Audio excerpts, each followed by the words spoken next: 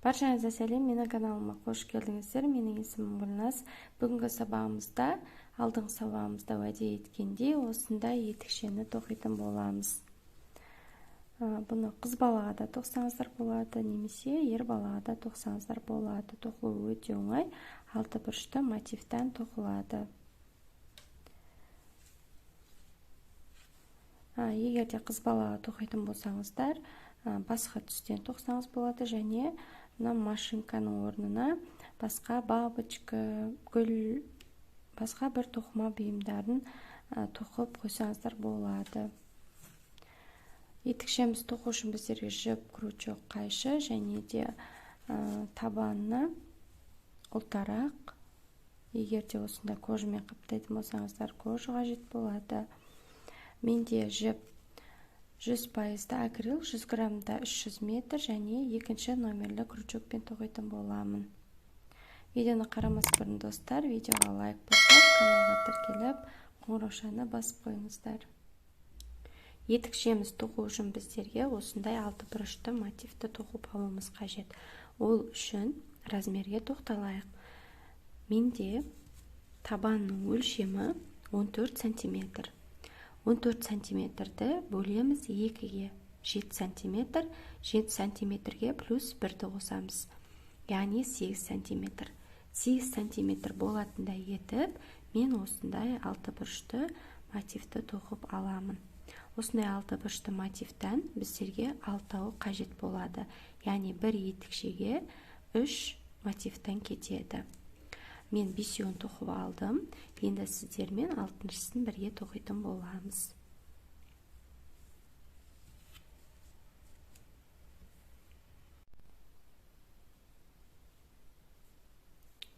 Ең алдымен дөңгелекше жасап аламыз.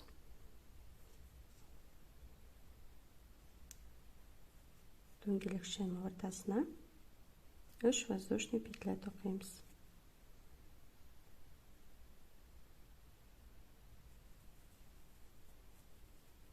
Бұл бізде бір столбик с накидымды алмастырады. Тағда столбик с накидым тоқимыз. Яғни жіпті крючокқа ілеміз. Дөңгелекшенің ортасына крючогымызды өткізіп, жіпімізді іліп шығарамыз. Жіпті крючокқа ілеміз. Алдыңғы 2 петлядан өткіземіз. Жіпті крючокқа ілеміз. Соңғы 2 петлядан өткіземіз. Яғни столбик с одним накидым тоқимыз. 2 воздушный петля. Столбик с накидом. Тағда столбик с накидом. 2 воздушный петля. Столбик с накидом. Столбик с накидом. 2 воздушные петля. Тағда столбик с накидом, столбик с накидом, 2 воздушные петля. Тағда столбик с накидом, столбик с накидом, 2 воздушные петля.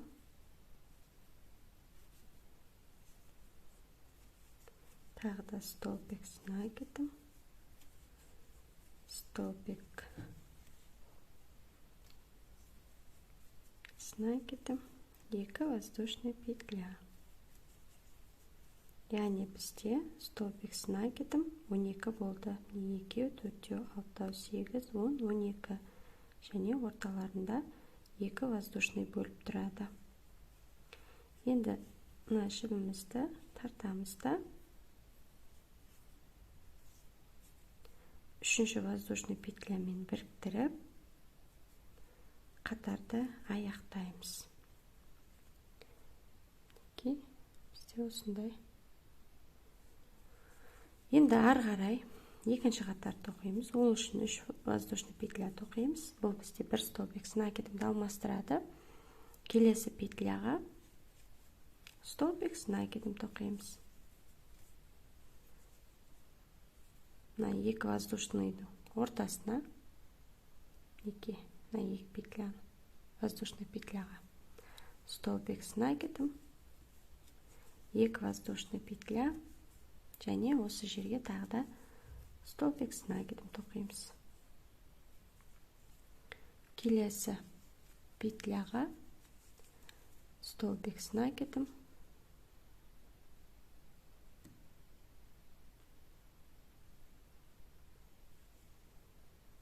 келесі петляға столбик снагидым,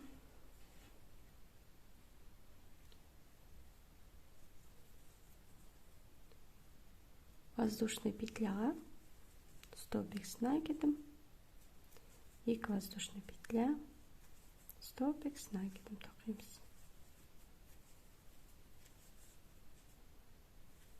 Келесі петля столбик снагидым, столбик снагидым, воздушный петляның ортасына мінекей столбик снагидым, 2 воздушный петля, столбик снагидым. Мінекей осылайша етіп қатарды соңына дейін тоқып шығамыз.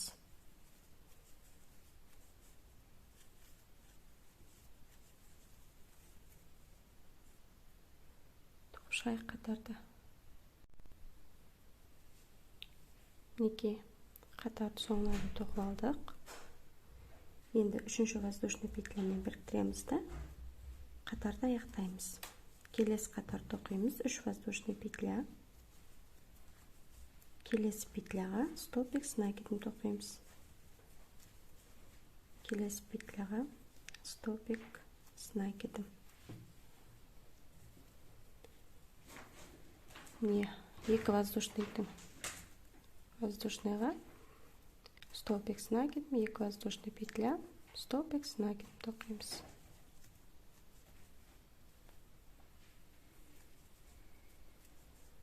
Келесі петля столбик снагидым, келесі петляға столбик снагидым, келесі петляға столбик снагидым, келесі петляға столбик снагидым. Воздушный петляға 1 столбик снагидым, 2 воздушный петля, 1 столбик снагидым. Мінекей осылайша қатарды соңына дейін тоқып шығамыз. Мінекей қатар тоқып алдым. Енді 3-ші воздушный петлямен біріктіріп қатарды аяқтаймыз. Келесі қатарды тоқимыз. 3 воздушный петля, келесі петляға столбик снагидым, келесі петляға столбик снагидым, келесі петляға столбик снагидым. Мінекей бізде 2 воздушный петляға тура алдыңғы қатардағыдай тоқимыз, яғни столбик снагидым, 2 воздушный петля, столбик снагидым. Онан кейін әрбір петляға столбик снагидым тоқимыз. Онан кейін воздушный петляға столбик снагидым, 2 воздушный петля, столбик снагидым тоқимыз.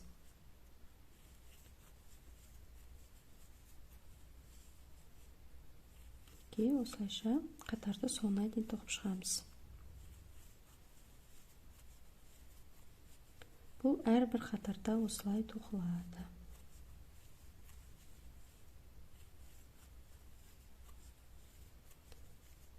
Воздушная петля, столбик снагидым. Қатарды соңына дейін тоқып шығайық. Келесі қатар тоқимыз. 3 воздушный петля. Әрбір петля 1 столбик снагидымнан тоқимыз. 2 воздушный петля. 2 воздушный петляға столбик снагидым, 2 воздушный петля, столбик снагидым тоқимыз.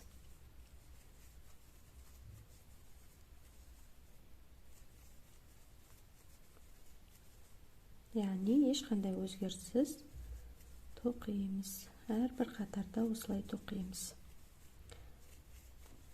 Әрбір қатарда өзімізге қажетті өлшемде тоқитын боламыз. Менде осы соңғы қатар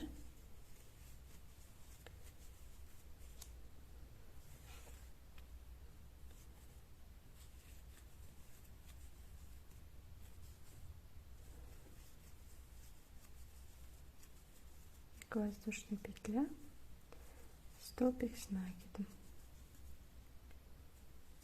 Әрбір петля 1 столбик с накидімнен 2 воздушный петляға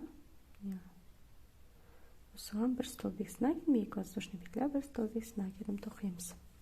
Қатарды соңына дейін тоқып шығайық. Мінекей мен тоқып алдым. Мен енді ары қарай тоқымаймын. Егер сіздер ары қарай тоқитын болсаңыздар, тура осылай тоқисыздар. Яғни әрбір петляға 1 столбик с накидімнен тоқисыздар, және мына 2 воздушный петляға 1 столбик с накидім, 2 воздушный петля, 1 столбик с накидім тоқисыздар. Ары қарай әрбір петляға столбик с накидім, воздушный петляға 1 столбик с накидім, 2 воздушный петля, 1 столбик с накидім. Солайша өздеріңізге қажетті өлшемде тоқисыздар. Қатарды тоқып болғаннан кейін сіздер міндетті түрде өлшеп отырыңыздар. Менде мотив 8 см, 8 см болды. Енді осындай мотивтің алтауын тоқып алғаннан кейін мотивтің барлығын бір-біріне біріктіріп тоқитын боламыз. Енді біздер мотивті орналастырайық. Мінекей бір мотив осылай тұрады бізде. Екінші мотив осылай тұрады. Үшінші мотив осылай тұрады. Яғни біздер мінекей бұлай қосып тоқитын боламыз. Бірінші. Және мынадай қатардың басталғанын білдіретін 3 воздушный петля бар жерді мінекей табан жағына қалдырамыз. Сонда бізде табан жағында қалады. Если бұлай тоқсаңыздар, бетінде тұрады, ол әдемі көрінбейді. Сондықтан біздер бұлай табан жағына қалу үшін осылай қоямыз. Осылай орналастырып алыңыздар. Енді мына 2 мотивті бір-бірімен қосып тоқитын боламыз. Теріс бетінен қосып тоқимыз. Мен қосып тоқимын. Кейбір тоқымашылар тігеді, кәдімгі инешпен тігеді. Мен тіккен ұнамайды маған, сондықтан мен қосып осылай тоқитын боламын. Мінекей 2 воздушный петляға 2 жағынан да алып жібімізді іліп аламыз. Осылай біріктіріп аламыз. Онан кейін осы петляға тағы столбик безінекейді тоқимыз. Онан кейін келесі петляны аламыз. Келесі мотивтағы петляны аламыз. Екеуін қосып тоқимыз. Столбик безінекейді. Столбик безінекейді мен қосып тоқсаңыздар болады. Немесе соединительный петлямен қосып тоқсаңыздар болады. Мен столбик безінекейді мен қосып тоқимын. Біріктіріп 2 жағының. Мінекей. Келесі мына воздушный петляға дейін тоқимыз.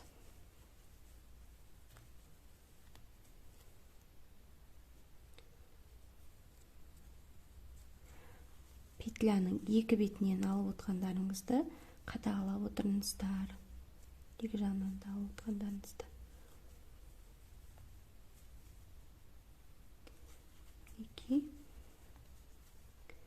Осылайша 2 жағын біріктіреміз.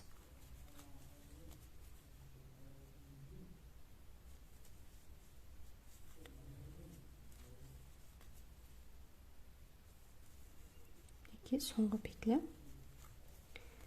Енді осы воздушный петляға 2 воздушный петляның осылай біреуін тоқимыз. 1 столбик безінекейді. Онан кейін енді мына мотивті аламыз. Осы мотивті аламыз да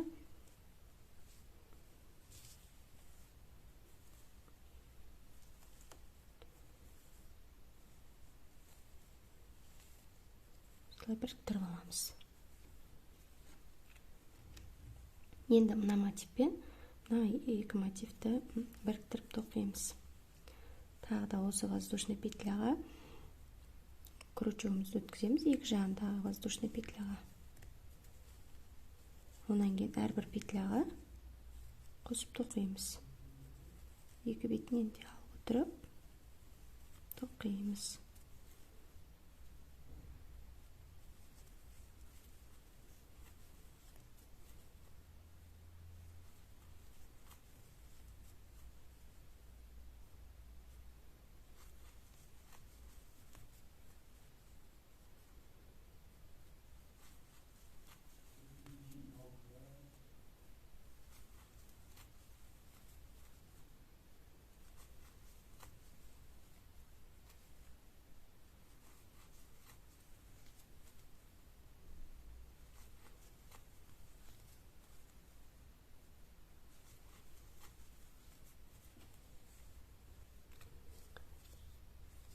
Екі воздушный петляға екі столбик без накида тоқимыз.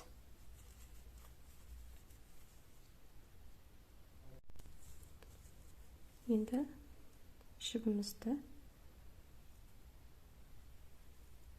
қиып тастаймыз. Сонан соң осылай түйеміз. Түйіп тартып, мына жіпті жасырамыз.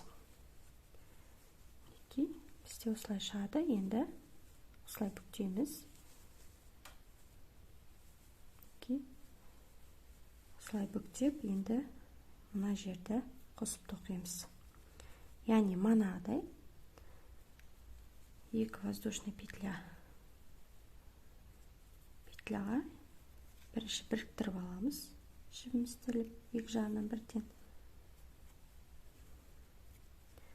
Және осы жерге столбик без накида тоқимыз.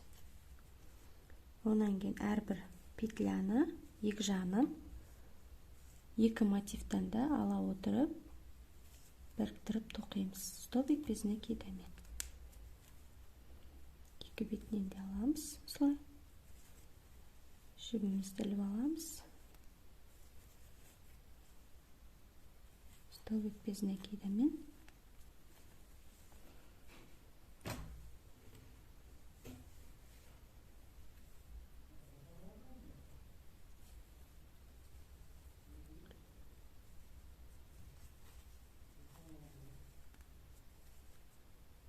Біріктіріп тоқимыз.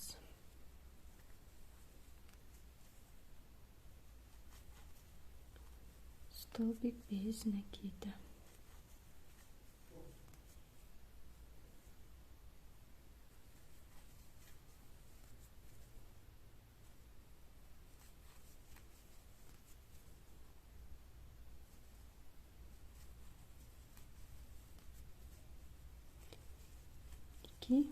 Воздушный петляға екі столбик без накида. Онан кейін жібімізді қиып тастаймыз да, жіптің барлығын жасырып аламыз. Жіптің барлығын жасырып аламыз. Енді он қаратып аламыз. Он қаратып алып, енді жоғарғы бөлігіне мына жерге обвязка жасаймыз. Обвязканы өздеріңіздің қалауларыңыз бойынша жасай берсеңіздер болады. Мен бірінші столбик без накидамен тоқимын, онан кейін рачи шагпен тоқитын боламын. Яғни мінекей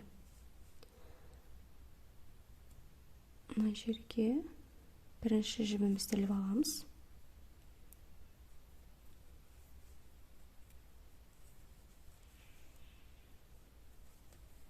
Екі жібімізді іліп аламыз. Онан кейін әрбір петляға бір столбик без накидамен тоқитын боламыз. Әрбір петляға бір столбик без накида. Екі воздушный петляға екі столбик без накида тоқимыз.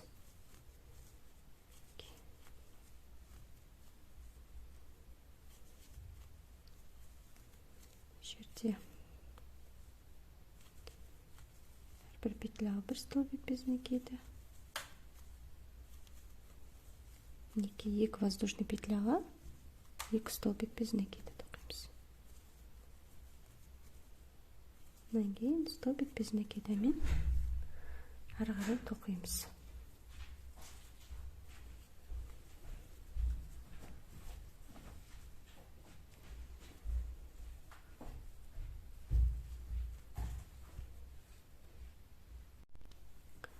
мінекей мына жерде қосқан жерге петляға мына жерге тоқимыз столбик без накида.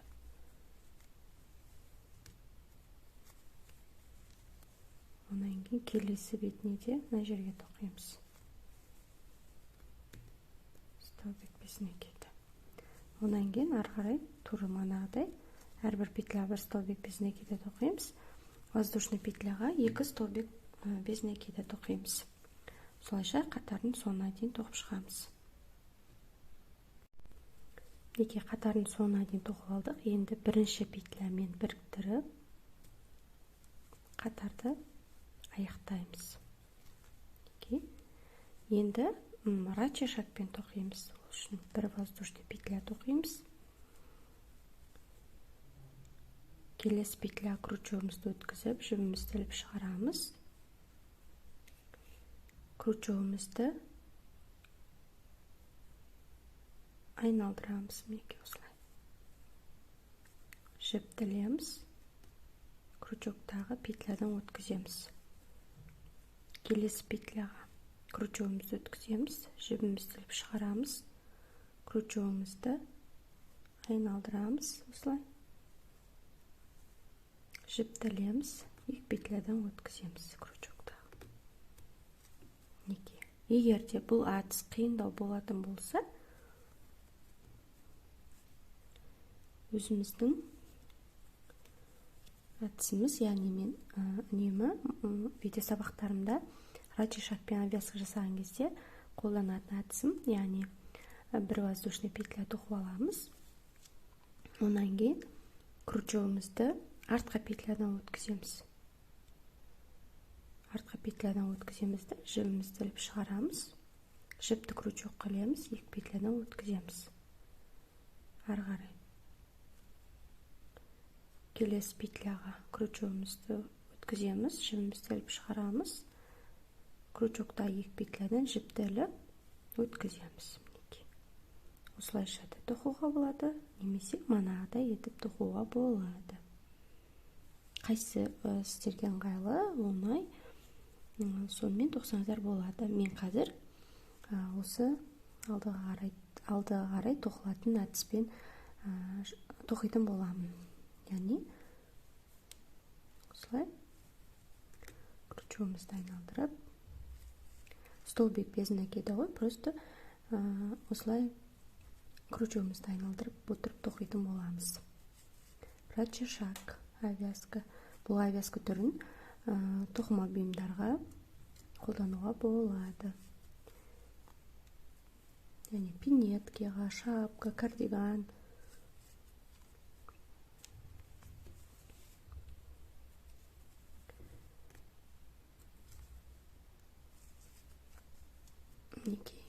Осылайша обвязка жасап шықсаңыздар болады. Осылай, немесе өздеріңіз білетіндей басқа обвязка түрлерін жасасаңыздар болады.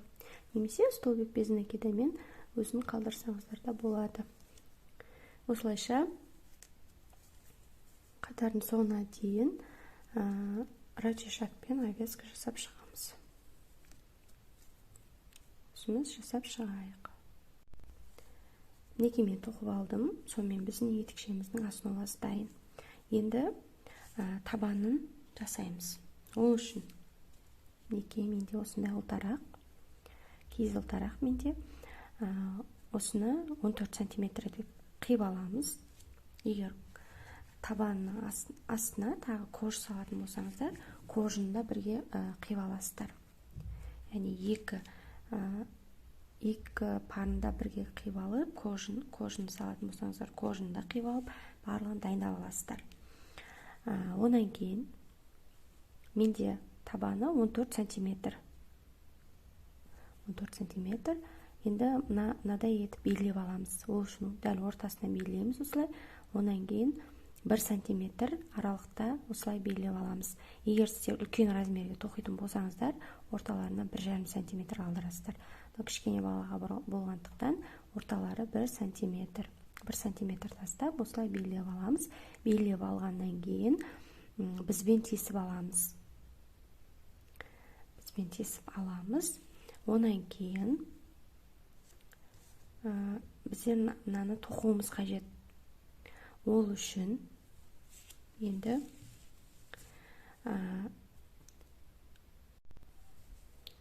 мына жердегі петля санын санап аламыз. Петля санын санаған кезде мына қосылып тоқылған воздушный петляларды санамаймыз. Мінекей тоқылмаған екі воздушный петля санын санаймыз, яғни 2 петля деп аламыз. Менде 92 петля. Енді 92 петля, осыны жаттап алыңыздар, неше петля екен. Онан кейін мына жердегі тесіктерді, белгіленген тесіктерді санап шығамыз. Менде 29. 29-ды 3-ке көбейтеміз. 3-ке көбейткен кезде 87. Яғни біздер бір тесікке 2 петля болады бізде. Онан кейін 2 тесіктің ортасында 1 петля жасаймыз. Сонымен бізде 3 петля болады. Менде 92 мына жақта, ал 29-ды 3-ке көбейткен кезде 87 болады. Ар жағында менде 5 петля жетпейді. 5 петляны мінекей мына жерге екеуін, мына жерге екеуін солай орналастырып аламыз. Сонда 2 қазірге көрсетейін тоқып бірден. Крючогымызды тесікке өткізіп аламыз. Жібімізді ілеміз.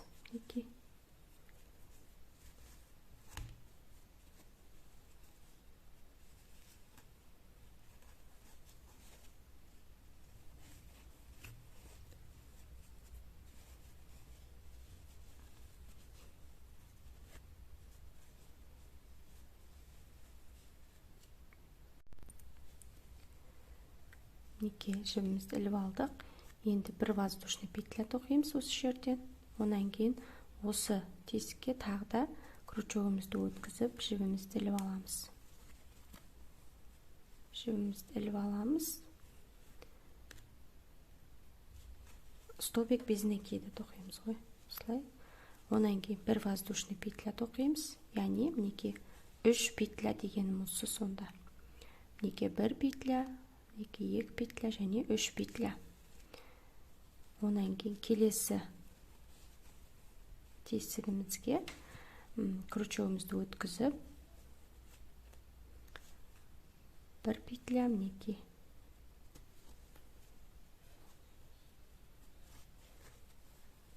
2 петля және 3 петля. Осылай 3 петлядан тоқимыз. Енді маған 92-ге жету үшін 5 петля керек. 5 петляны мінекей әр жерге орналастырамыз. 1 петляның қасына тағы да 1 петля қосып тоқимыз. Қай жерге орналастыратындарыңызды өздеріңіз анықтап аласыздар. Яғни мына жерге деп сызып алсаңыздар болады, немесе 1 петля кетті, 2 петля, 3, 4, 5 петля кетті деп солай орналастырып аласыздар.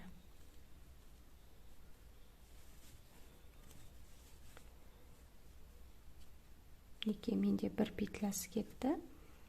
Енді келесі тесікке өткіземізді. Осылай столбик тоқимыз. Орталарында 1 воздушный петля болады.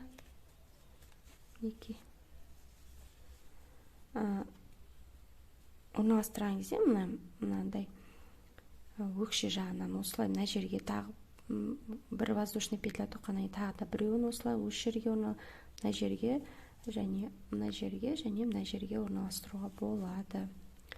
Мына жерлерге орналастыруға. Яғни қалған петляны солай орналастырып аласыздар.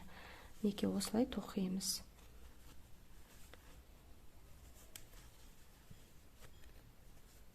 Осылай тоқып шығамыз.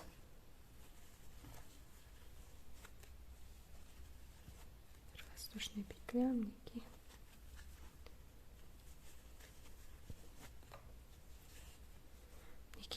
осылайша тоқып шығамыз. екі табанды солай тоқып аламыз. Тоқып алайық. Онан кейін тоқып алғаннан кейін мынаны етікшеміздің асмаласын екеуін бірге қосып тоқитын боламыз. Бірінші осы тарағымызды айналдыра тоқып шығайық. Некемен тоқып алдым. Енді табанына кожаны пистолет клеймен жабыстырамыз. Некемен клейлеп алдым. Енді етікшемізбен табанын бірге қосып тоқитын боламыз. Етікшемізге осындай машинка аппликацияны тік қойдым. Машинка аппликацияның тоқылуын описание қалдыратын боламыз, сілтемесін. Енді мына екеуін бірге қосып тоқиық. Мен мына обвязка жасаған, машинканы тоққан жіппен обвязка жасайтын, тоқитын боламын төменгі бөлігін. Бірінші біздерін туры қақ ортасын тауып аламыз. Енді мына екі воздушный петлядан аламыз бірінші. Яғни қосып тоқимыз.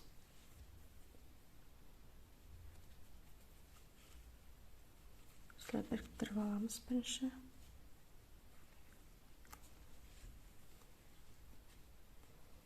Енді қосып тоқимыз, яғни столбик безнекейді осы жерге тағы бір столбик безнекейді тоқимыз. Яғни менде етікшенің өзінде 92 петля және табанда 92 петля. Сол екеуін бірге біріктіріп тоқитын боламыз. Екі петлясынан алып отырып тоқимыз. Осылайша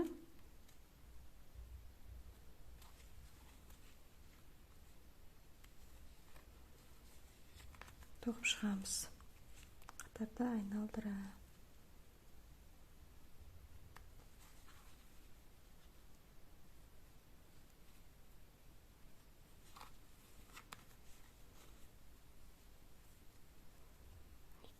Осылайша айналдыра тоқып шығамыз.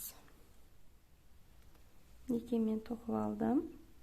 Сонымен біздің етікшеміз дайын. Екінші парсында тура осылай тоқимыз. Достар, сіздерге видео сабақ ұнады деген ойдамын. Егер видео сабақ бойынша қандай да бір сұрақтарыңыз болса, комментария қалдырыңыздар, видеоға лайк басыңыздар, достарыңызбен бөлісіңіздер. Егер менің каналыма тіркелмеген болсаңыздар, міндетті түрде тіркеліп, қоңырауды басып қойыңыздар. Келесі сабағымызда кездескенше сау болыңыздар.